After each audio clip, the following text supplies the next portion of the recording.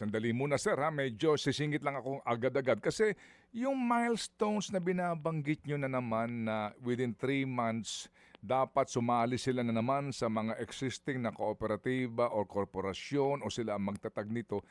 Yan po ang pinagmumulan ng kontrobersya dito.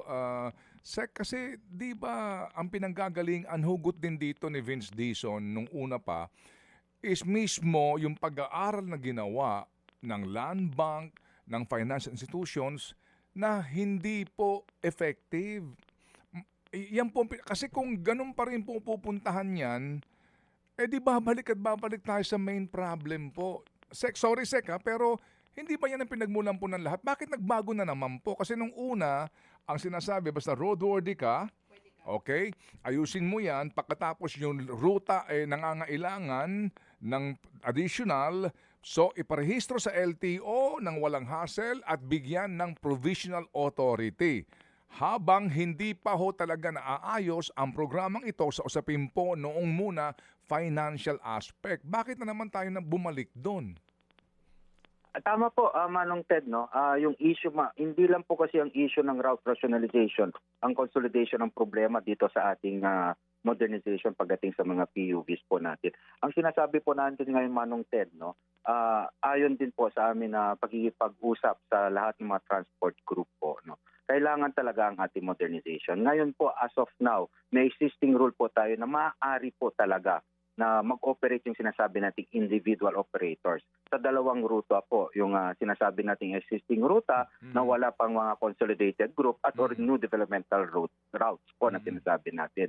Pero kaya nga po na sinasabi natin ngayon, yung ilalabas natin, no, na bagong MC, Memorandum Circular, Department Order na ating pinag-aaralan ngayon, is maaari po sila talagang mag-operate sa mga existing routes kahit meron na pong mga nag-consolidate na ibang sektor. Ang sinasabi lang po natin ngayon po, ganun pa rin po yung sistema at polisiya natin na maaari po sila na bumiyaya maghanap buhay, una as long as roadworthy yung sakyan. That is non-negotiable po. No? So I think naman po mayroong pagpupulong with Manibela at hindi lang Manibela, sa ibang transport group.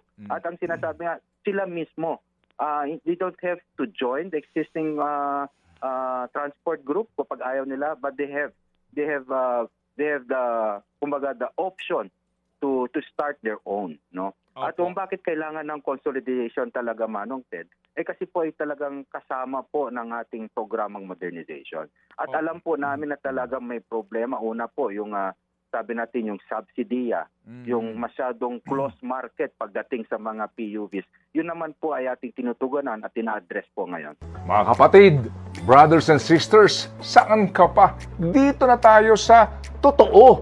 Dito na tayo sa True FM. Mga kapatid, mag-subscribe and follow po kayo sa social media accounts ng True Network PH. Yan po kami, hanapin nyo lang True Network PH, Facebook, Instagram, YouTube, TikTok, and podcast. Mapa Apple or Spotify man yan, mahahanap nyo kami. Lahat ng mga napapanood at napapakinggan nyo po sa programa, nasa social media accounts namin yan. So paano mga kapatid? See you sa social media!